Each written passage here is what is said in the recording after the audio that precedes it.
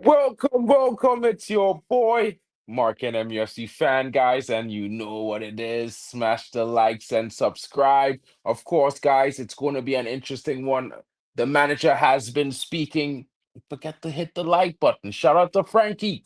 Glory, Man United CT in the building each and every time. Shout out to you guys, and I hope you're having a great night. And yes, it's a must win because we're in that zone tonight. We're prepping for United, home clash against Brighton. And some people have been saying that we're the underdogs, and I don't agree with them. And I don't think you should be thinking that way either. And of course, it starts with Ruben, and of course, it starts with his press conference, and of course, it moves on to seeing what are the results, who is missing from the team, what is going on, what is the manager's plan, how is he going to approach the game, and what are we going to do? What is the mindset? And of course, there's some interesting things to discuss. There's a few players that possibly may not be available. And of course, guys, there will be other things to discuss as well as, what do you think Brighton is going to do?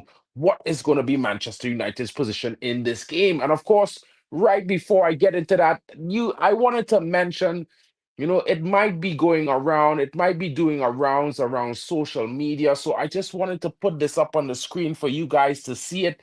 I know it's not that big. Let me see if I can make it bigger so that you guys could see it. I'll make it full screen so you guys could see that. Let me remove the comment for 1 second so you guys could see that as well. Let me also remove the banner, guys. My apologies. Let me move that out so you guys could see it. And of course, this is pertaining to some news that might be coming out about Bruno Fernandes having a release clause. And I would say the key takeaways from this situation, if you see these claims, Fernandez has a 60 million release clause. Treat them with caution because they're unverified and they're under dispute. The contract length is until 2027, guys. It gives United security and reduces any urgency to sell. If Even if there's a release clause that existed, and of course, with subject to conditions, it might be for clubs abroad, England or whatever, but nothing credible has been made public that details and for those conditions to happen. Of course, from the transfer valuation viewpoint, United hold a stronger hand. They are not publicly obligating any sale, meaning any club wanting Fernandez would need to negotiate a premium above any threshold. And of course, for 25-26 season, the implication is if a big club wants him, they face tougher negotiations. Not simply activate a clause and Bruno Fernandes is your player. You know what I mean? So it's an interesting one, guys. It's going to be something, you know what I mean? And I would say to you guys, be cautious about the news coming out there. A lot of people, they certainly have to pay their bills at the end of the month. So I'm just going to leave that right there for a few seconds so you guys could take a snapshot, read it, and make sure you understand that, yes, Bruno might be for sale at some point, but a release clause at 60 million pounds when Saudi was offering 120 this summer. Think about it carefully, guys. If he had a release clause of 60 million pounds, why would Saudi offer 100 something million? I'm just saying, I'm just putting it out there. I'm not saying anything else. But let's get on to the transfer. Let's get really into this manager's press conference and hear what the manager has to say. I'll bring that to the stage, guys, because that's what this show is about. You know what I mean? Amorim, let's hear what the manager has to say, of course. The manager's press conference.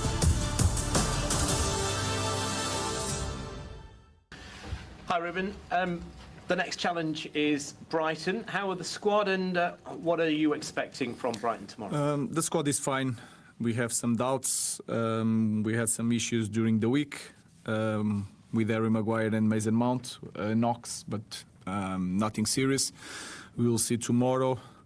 Leach is out. The rest is ready for the game. Shout out, Richard. I think it's going to be, like always, but it's going to be a very difficult game. I think it's a team. Brighton is a team really fun to watch. They are really good on build-up. They are really strong on transitions in every aspect of the game. They are doing well in set pieces this season. So I think they are a team that it's really complete. And we need to be really smart and to face that game with a real focus on everything that we do because they are a very strong team. And Fabian Hürzeler, his philosophy and the way he coaches that? You can see by the way they play the game. Really intense. The quality is there. They believe a lot on what they are doing, even under pressure. So I'm a huge fan of Fabian. Hi, Ruben. How do you balance the need to forget the Liverpool game while also maintain, like, 100%, bro. Yeah, we use the good spirit of winning games. We know that was a good weekend for us. These are the points our we'll be focus is discussing in the after next the game. presser, That is in the guys. past, and we need to understand that football changed a lot, especially in this kind of club. So we are not thinking in the last game. We are thinking on this game is going to be really hard to win. Unless you've got a surprise up your sleeve, we're expecting Bruno Fernandes Let's to make listen his to this part. 300th appearance tomorrow. Important. What can you say about him as a person, a player? Has he surpassed your expectations since you arrived? I think it's a little bit different. What I was expecting, everything you read about the player sometimes is not that. You can understand sometimes, and I already spoke about that. The frustration that he feels is because he wants to help a lot the teammates. Sometimes it's not the best way, but he comes from a good place, and you don't know that when you are not here. He wants the responsibility all the time. He suffered a lot with the losses. Every time we don't win a game, you can feel it that he take it personally, as you should be as a captain. He's a great leader, a great footballer. Let's see if he's going to reach that mark tomorrow. Ruben, in the last 2 wins, it feels like they've been slightly different wins. What has impressed you the most about maybe how much the team's improved compared to last? I think it's the first thing. Interesting part of this again, question. Really focus on during the game. Then we play different games. So we have one identity, one way of playing, but we adapt.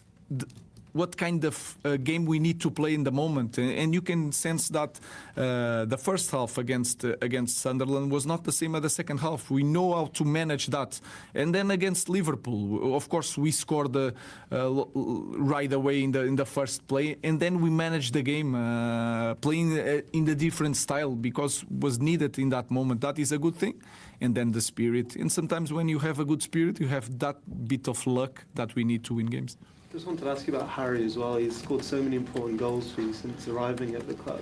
I know you also had to speak to Jason that his contract's up next summer.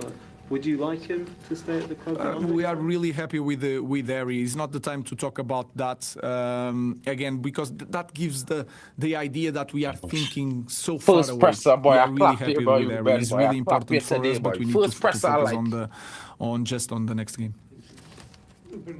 You said Lisandro's not fit. Do you know when he's likely to be fit? Could that be before the next lot of internationals? Will it be after? I don't know. After. He I trained tell really you well, guys, not after. with us, but Trust he was me on this. He comes back after next the pitch, internationals. and then I was watching also the training. He's feeling well, then he's responding really well. So I don't want to say one specific day or 1 week. I don't know, but he's near to start the training with the team, and then depends of the rhythm of Licha if he wins the place or not. That will depend on him, but he's closer to return to trainings. Just on Sunday after the game, I know you had a smile on your face, but you said the media should carry on with their narrative. Does the team feed from that when people doubt you because people have doubted you? Does that help? What I mean is that we cannot change so much. I think they asked me about top 4 in the end of the question, so I don't want to change so much with the difference of First time 20 I supported centimeters. this man, If but he Gakpo said, shots I ain't supporting 20 him fully yet. 20 centimeters here, but the I narrative like this part. I will like be this completely side, different. this So vision. I just want to maintain some calm, some direction in what we are doing. What I mean. There is doubts. If you are a manager in this kind of club, you don't win a lot of games, people are going to doubt you, and they have reasons for that. But my point of view is that we need to be clear on our path and not changing so much because we win 1 game. That's all. Hi, Ruben. It's probably the first time I've been in a press conference since you walked through the door at Manchester United, not being asked about your system. it obviously comes down to winning the last 2 games. But I wanted to touch on Harry Maguire and his form and how he's turned his career around at Manchester United. That must please you a lot. Yes, I think it was good for him to play with the 3 centre backs. I think he feels more comfortable. He can play, he doesn't need, because he plays in the center, he doesn't need to go to the side so much. So sometimes you help some players with the way you play. Sometimes it's the opposite with some players. So I'm really pleased. I think not young, but he can learn a lot. He can improve. I think he can be so much better with the ball because he has that quality and he needs to show that. In nowadays, with the set pieces that you see, the amount of men that you put in the box, every cross from the opponents, and everyone is playing like that, he's a massive player for us. So I'm really happy. But he needs to continue. That game is in the past. That goal is in the past. Let's move for the present and the future. Facts. So, guys, what I would say is this. This is just my opinion, guys. Now, I mean, I would love to hear what you guys think, because obviously, that is also why I'm here today. I'm here to hear your opinions on this situation, hear what you guys think about this game, because certainly is an interesting scenario that's Man United is in right now. Of course, I would strongly disagree with anyone thinking we are the underdogs, because we are the big team in this fixture. Shout out to Richard James again, big up to you, my brother, and it's one thing that we've been able to do, we're able to get set pieces, goals now. We are able to score goals from open play. We are starting to get in the habit of scoring 1 to 2 goals per game if you look at the last 3 games that we have played. And I would say that, having the little bit of knocks up front and the knocks in Harry Maguire haven't been injured, it does kind of put a little dampener on the sort of form that we was building. But we definitely, make no mistake, we do have momentum in this game, guys, and we are at home. Yeah, Amorim stressed that the squad is fine. We have some doubts, and that he wants to focus on the next game. And I agreeing with this, because let us be honest, guys. Man United has performed very well against Liverpool in a game that everyone would have said we were the underdogs, and maybe so, because Liverpool is another big club. Liverpool has a strong team. They just won the Premier League and they spent 400 million on their squad. So it's 100% accurate to say that Man United go into Anfield, where they have not won in 9 years, might be an underdog, to win the game. But if you was to look at Brighton, and then you say to me, Mark, I feel like we're the underdog at home versus Brighton, I think you're a crazy person. No offense, but I think you're a crazy person. Shout out to Abraham, Man United fan for life. Good evening. Really hope for some good news on the takeover. Hopefully, Sesko will get a hat trick tomorrow night with a win. Come on, United. Well, I mean, remember I mentioned to you guys about 3 to 4 weeks ago, probably, that the takeover would see a lot of former players, including David Beckham and the likes of others. Now, there are some possible other players that might still walk into this situation. And, maybe it might be hopeful of me, but I still think there's room for CR7. And maybe when that happens, we will be rolling into a situation where it might be more possible and more likely. But currently, as we speak, it is very likely, because they are weighing their options. There's a certain, offer around. And, they need to get to somewhere around 6.3 billion for the sale to be a reality. But let's see how it goes. It's definitely going to be a work in progress, Abraham. And, I would love to say that it's going to happen very soon, but they are going to spend the next 4 to 5 months to checking the books, checking the balances, checking everything to see what, they have to do. What would they need to do if they were to make this investment? The same thing Jim done. So this is the time where, stuff is being done in the background. So really and truly, bro, we hoping for a Sesko Patrick tomorrow. He is at the head of my team in FPL, and I'm going to triple captain him. I'm telling you now. So if he does, you know what I'm saying? Check it out. I'll be in the money. So, the second comment, maybe, in my honest opinion, I think he reloaded.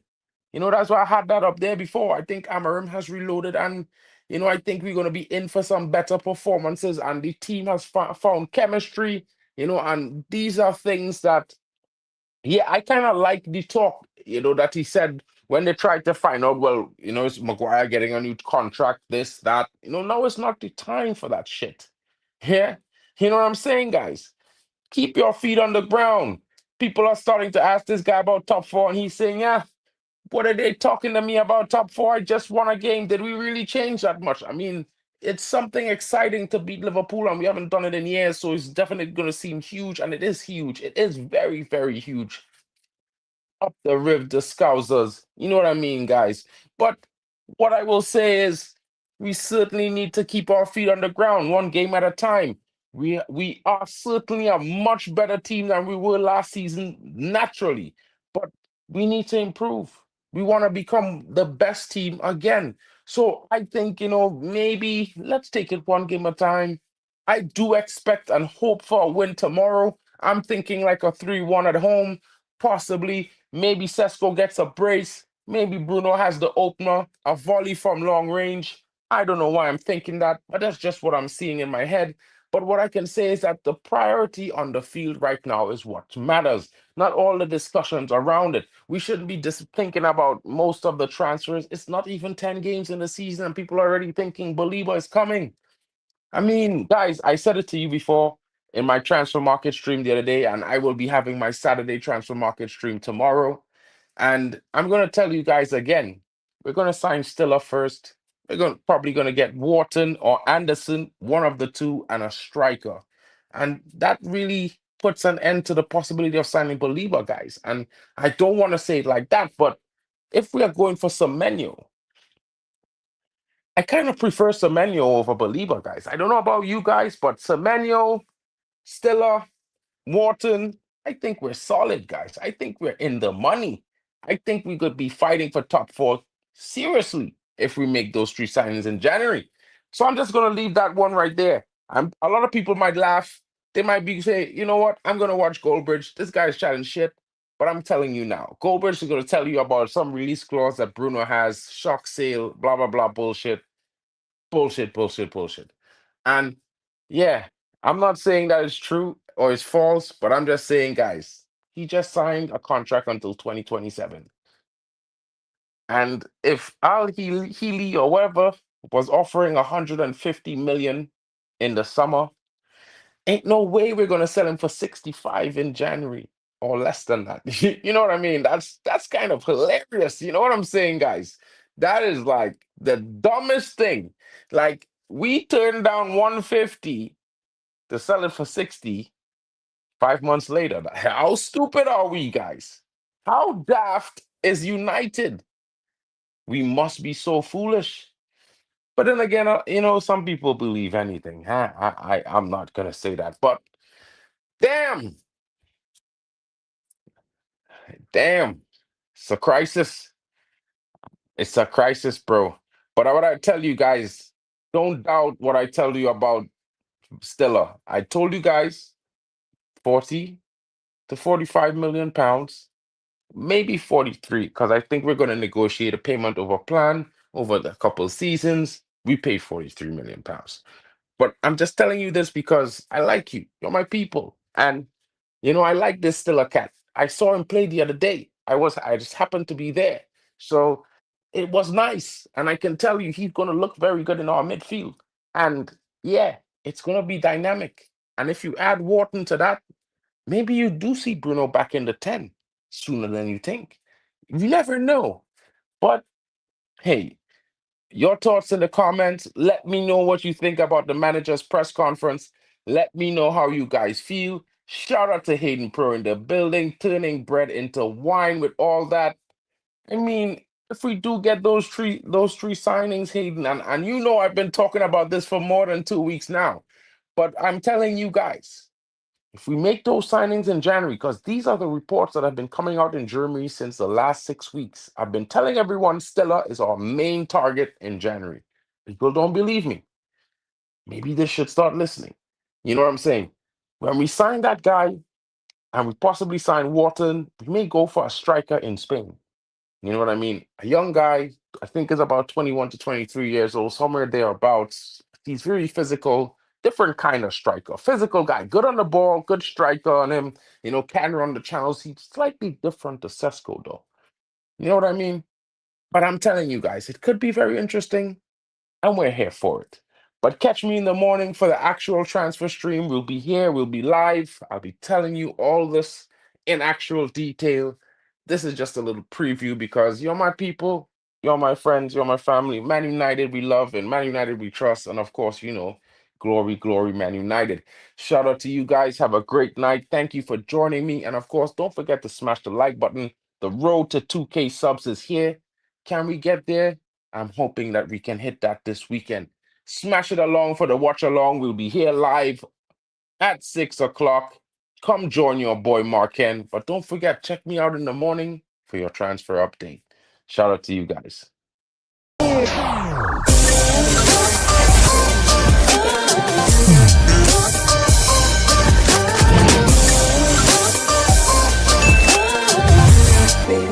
Baby.